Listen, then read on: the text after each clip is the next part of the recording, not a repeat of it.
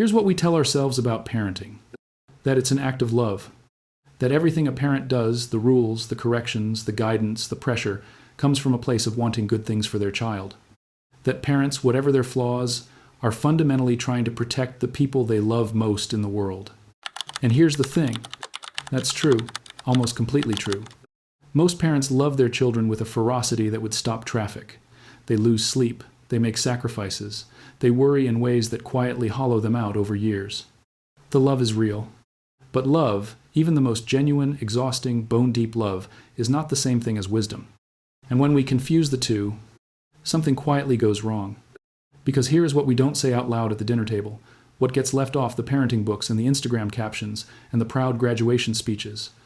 Most of what parents pass down to their children, they never chose to pass down at all. It wasn't a decision, it wasn't a lesson plan. It was just inheritance, invisible, automatic, complete. We have a picture of parenting as a river flowing forward. Parents pour wisdom into children, children carry it out into the world, the river moves downstream, and that's growth, that's legacy, that's love doing its job. But there's another way to see it. Sometimes what flows down the river isn't wisdom, it's sediment. The accumulated weight of everything the parent never worked through, never examined, never chose, just absorbed from their own childhood and carried forward without ever opening the bag to see what was inside. Fear, perfectionism, silence around certain topics, the flinch before expressing a real opinion, the instinct to shrink, the hunger for approval that never quite gets full. These aren't lessons. They're residue.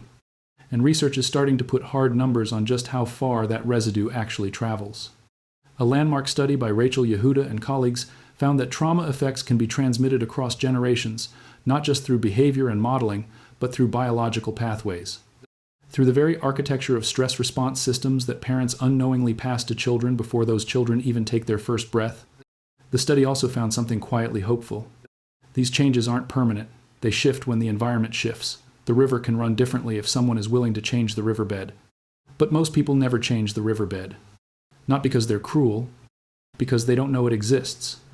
So what does actually travel from parent to child, across all that love and sacrifice and good intention? 4 things.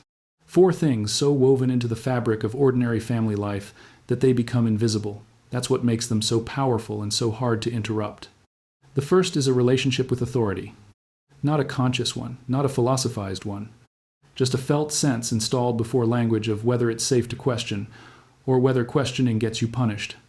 A child who grows up in a home where authority cannot be challenged doesn't decide to be obedient. They just are. Their nervous system learned that lesson before they knew there was a lesson being taught. And that pattern, find the authority, follow the authority, don't examine the authority, follows them into every classroom, every job, every relationship they'll ever have. The second is a relationship with failure. Think about the last time a parent you know talked to their kid about a bad grade. What was the tone underneath the words? Not the actual words, the tone. Because the words might say, "It's okay, you'll do better next time." But if the parent's body is rigid with disappointment, if the silence that follows is charged and cold, the child doesn't hear the words. They feel the silence. And what they learn is that failure is dangerous, that their worth is conditional, that there are terms and conditions buried in the fine print of being loved.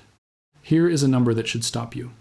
NASA researcher Dr. George Land tested 1,600 children on divergent thinking, the ability to hold a problem and generate multiple original solutions. At 5 years old, 98% of those children scored at genius level. By the time they were 15, 12%. By adulthood, 2%. The same assessment, the same metric. A 9-6-point collapse over the course of a childhood. We did that. Not maliciously, but we did it. By teaching children, very efficiently, that there are right answers and wrong answers, and that the wrong ones have consequences. The third is a relationship with emotion, or more precisely, with which emotions are acceptable. Research published through the NIH found that children raised under high parental psychological control showed measurable differences in how their brains processed emotional information, not differences in intelligence, not differences in personality, differences in the neurological machinery of feeling itself. Parenting that limits emotional autonomy appears to limit a child's ability to regulate themselves when it matters most. Which means that when a child is told directly or indirectly, through punishment or through a parent's visible discomfort, that certain feelings are too much, too dramatic, too inconvenient, They don't stop having those feelings.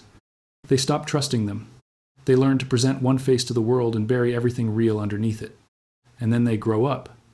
And they wonder why they feel so disconnected from themselves, why they can't name what they feel, why the smallest provocation sometimes cracks them open in ways completely disproportionate to what just happened. It's not a mystery. It's just the bill coming due. And the fourth, the one that travels deepest, is a relationship with independent thought. A 2025 study on parental emotional immaturity found that authoritarian parenting high control, low warmth, consistently produces adults who struggle to form stable emotional identities and make autonomous decisions. Not because they're weak, because the capacity for autonomous thought was never modeled for them, never encouraged, never practiced in the one place where it was safe to try, home. The parent who has never questioned their own beliefs cannot teach a child to question anything, not because they're withholding the lesson, because you cannot teach what you have never lived. There's a moment that happens in therapy offices all over the world, over and over again, described in so many different voices, across so many different lives. A fully grown adult 40, 50 years old, maybe more, realizes mid-session that they have spent their entire adult life trying to earn the approval of a parent who has been dead for a decade. Not consciously, not deliberately, but every major decision, every career move, every relationship, every achievement, every quiet act of self-sabotage somehow organized itself around a question that was never spoken out loud. Would this finally be enough? That is not a personal failure. That is inheritance. That is what it looks like when the transmission happens below the level of choice, below the level of awareness, parent to child, generation to generation. Not through cruelty. Through repetition. Here's what I want you to hold alongside all of this. The research that found trauma transmits across generations also found that these patterns are not permanent. They are responsive. They change when the environment changes. Which means the cycle, however old, however embedded, can be interrupted.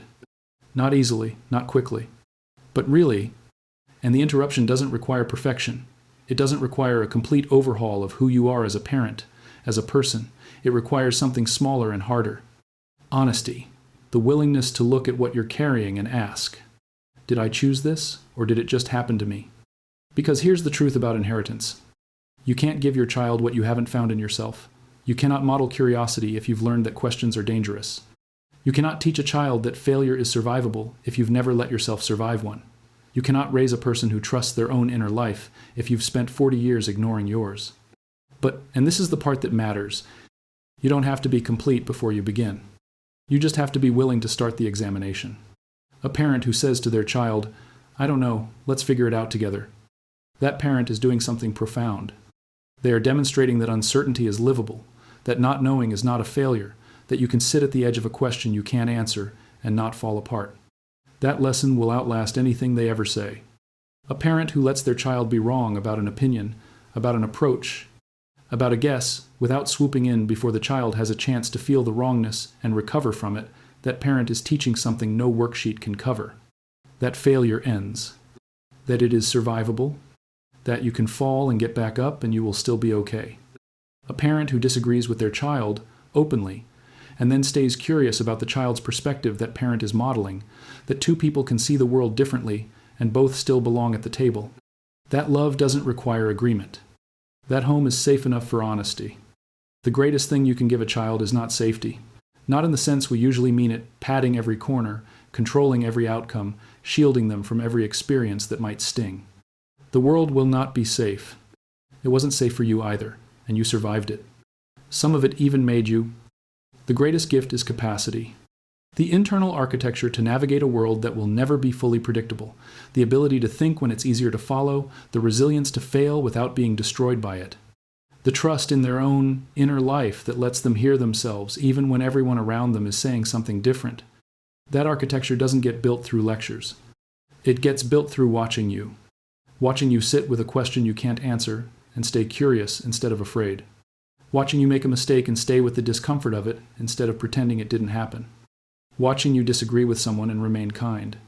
Watching you choose visibly and imperfectly to live as though thinking for yourself is worth the difficulty. Children don't inherit your words. They inherit your example. They absorb the quality of your attention, the depth of your honesty, the shape of the life you're actually living, not the one you're describing. What you pass down is not primarily what you say. It's what you are. And the most hopeful thing about that, and the most demanding, is that you can still choose what that is.